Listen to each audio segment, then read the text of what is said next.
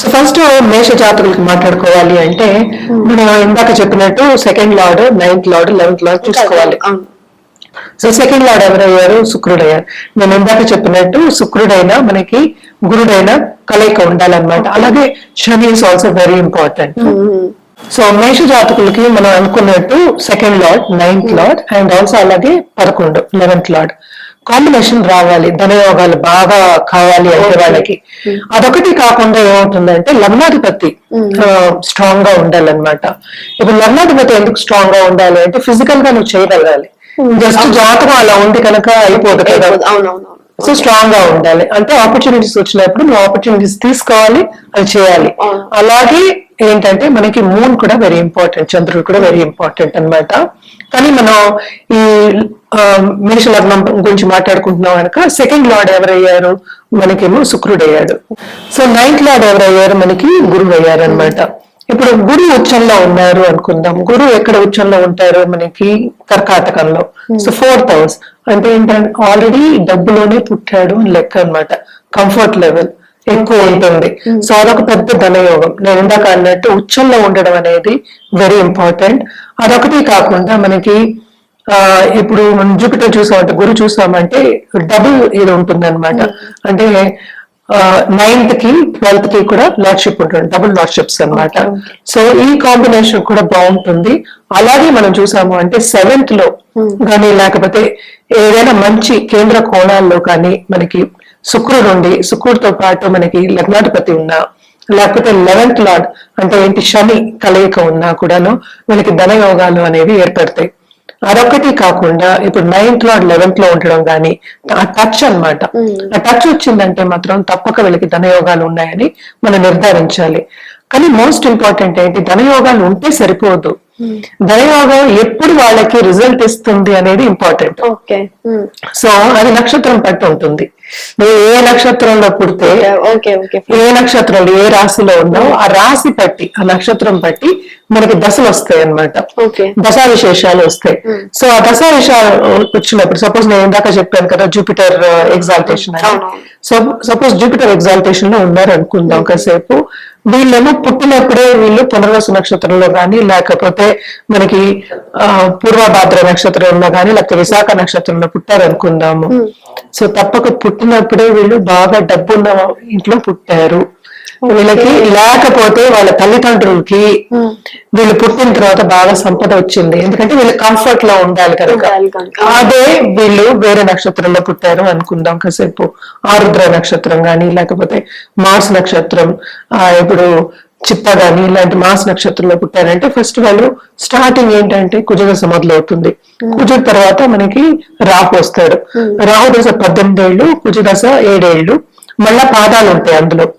So దాని తర్వాత గురుమాదశ వస్తుంది. గురుమాదశ వచ్చినప్పుడు ఎక్కడో ఉన్న వాళ్ళు ఎక్కడికో వెళ్ళిపోతారు. ఇప్పుడు మనం చూస్తున్నాం కదా చెప్పులు కుట్టే వాళ్ళు కూడా బోలంత సంపద అంటే కోట్లు, 100 కోట్లు అలా సంపాదిస్తున్నారు. ఇవన్నీ ఏంటి, వాళ్ళకి ఆ టైం వచ్చినప్పుడు ఆ ధనయోగాలు అనేవి యాక్టివేట్ అవుతాయి. వెరీ సింపుల్ గా చెప్పారంటే యాక్టివేషన్ అందరికీ అర్థం అవుతుంది కనుక అది యాక్టివేట్ అవుతాయి అనమాట. అవి యాక్టివేట్ అయినప్పుడు వీళ్ళకి ఆపర్చునిటీస్ అనేవి అవే వస్తాయి. ఏమి చేయక్కర్లే, మనం కూర్చుంటే మన దగ్గరికి వస్తాయి. అలాగే పాలిటిక్స్ కూడాను. పాలిటిక్స్ లో ఉన్న వాళ్ళు కూడా బాగా సంపాదించిన వాళ్ళు ఉన్నారు, సంపాదన పోగొట్టుకున్న వాళ్ళు ఉన్నారు. సో అందుకని ఏంటంటే ధనయోగాలు ధనం ఒకటే కాకుండా కీర్తిని కూడా ఇస్తాయి అనమాట. అంటే ఒక ధనయోగం గురించి మనం మాట్లాడుకోవాలి అంటే గజకేశ్వరి యోగం అనేది ఉంది. అది జూపిటర్ ప్లస్ మూన్ ఉంటుంది అనమాట. ఇదేంటంటే ఇవన్నీ వివరించడం అనేది ఇండివిజువల్ జాతకం బట్టి ఉంటుంది. సో ఇది జనరల్ గా మనం ఎక్కువ చెప్పలేము, చెప్పలేము అనమాట.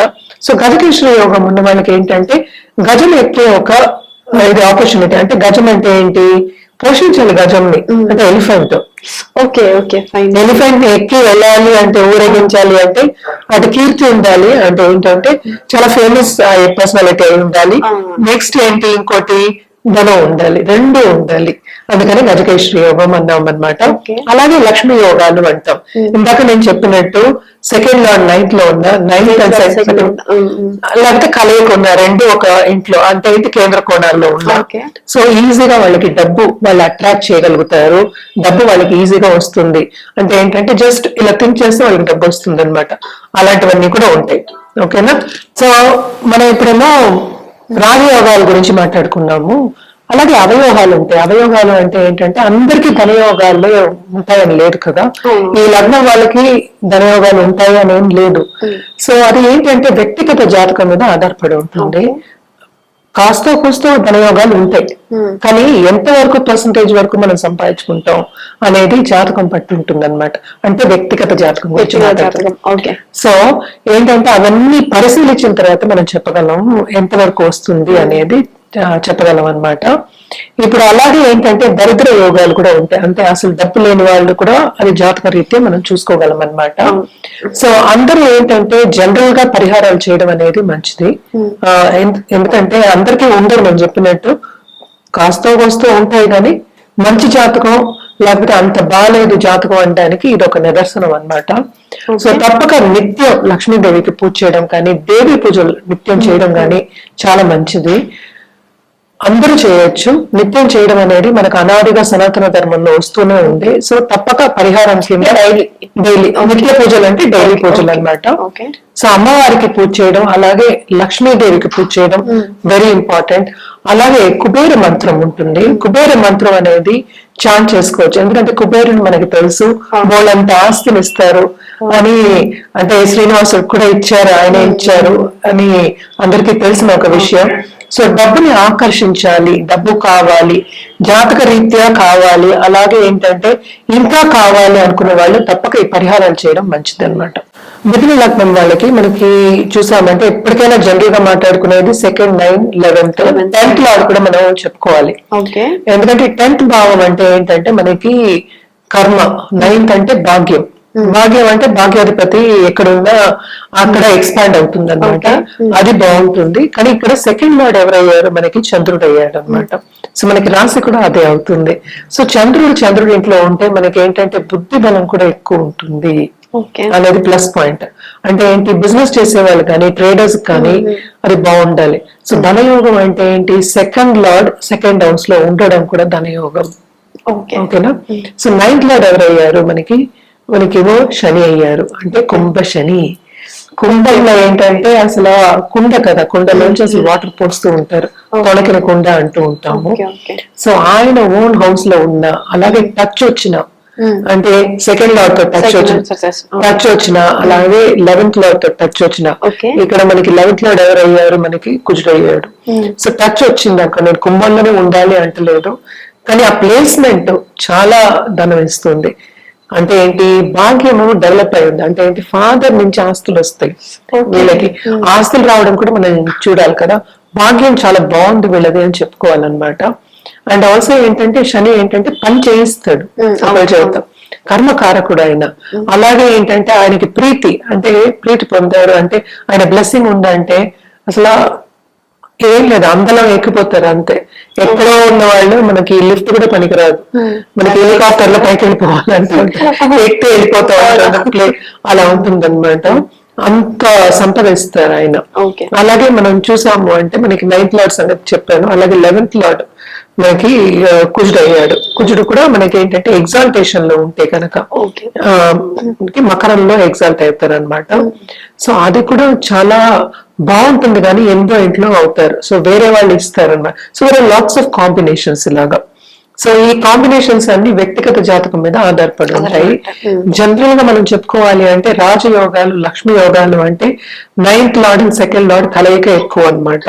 సో అవి రెండు ఉంటే చాలా బాగుంటుంది. సో ఇంతవరకు మనం అవే మాట్లాడుకున్నాము. అలాగే ఎక్స్చేంజ్ ఉన్నప్పుడు కూడా పరివర్తన యోగం అంటాము, అవి ఉన్నా కూడా బాగుంటుంది. అలాగే ఏంటంటే వీళ్ళకి ఎంత మోతాదు వరకు వాళ్ళు, అంటే పర్సంటేజ్ అనుకుందాం. సపోజ్ వీళ్ళకి పుట్టినప్పుడే డబ్బుతో పుట్టారు వీళ్ళు, అంటే వాళ్ళ ఫాదర్ జాతకం కానీ వాళ్ళ పేరెంట్స్ జాతకం మీద ఆధారపడి ఉంటుంది. అలాగే ఏంటంటే వీళ్ళంతా వీళ్ళు సంపాదిస్తారా లేదా, వీళ్ళు చురుగ్గా పనిచేస్తారా అనేది కూడా వెరీ ఇంపార్టెంట్. అంటే ఏంటంటే మనం సాధించగలమా ఒకటి, అందుకని లగ్నాధిపతి కూడా వెరీ ఇంపార్టెంట్ అవుతారు. ఈ లగ్నం అంటే ఏంటంటే మిగిలిన లగ్నానికి బుధుడు లగ్నాధిపతి అవుతాడు. ఆయన ఉచ్చంలో ఉన్నా కూడా సంపద ఇచ్చే ఛాన్సెస్ ఎక్కువ ఉన్నాయి. అలాగే లగ్నాధిపతితో మనకి 2nd లార్డ్ చంద్రుడు కలయిక ఉందనుకో ఓకే. ఇంకా చెప్పనే అక్కర్లేదు, అవును. బోల్ అంత సంపద ఇస్తాడనమాట. ఓకే. సో ఇవన్నీ యోగాలన్నీ ఏంటంటే వ్యక్తిగత జాతకం మీదే ఆధారపడి ఉంటాయి. మనం జనరల్ గా మాట్లాడుకుంటున్నాం అంటే ఏంటంటే చాలా మంది మన వీడియోస్ చూసేసి ఇక్కడ ఉంది అక్కడ ఉంది అక్కడ ఉంది అంటారు. సో ఇవన్నీ ఎప్పుడు రిజల్ట్ ఇస్తాయి అనేది వెరీ ఇంపార్టెంట్. ఆ దశలు రావాలి, ఆ దశ వచ్చినప్పుడు ఎలా ఉంటుంది, ఇవన్నీ చెప్పడం అనేది జరుగుతుంది అనమాట.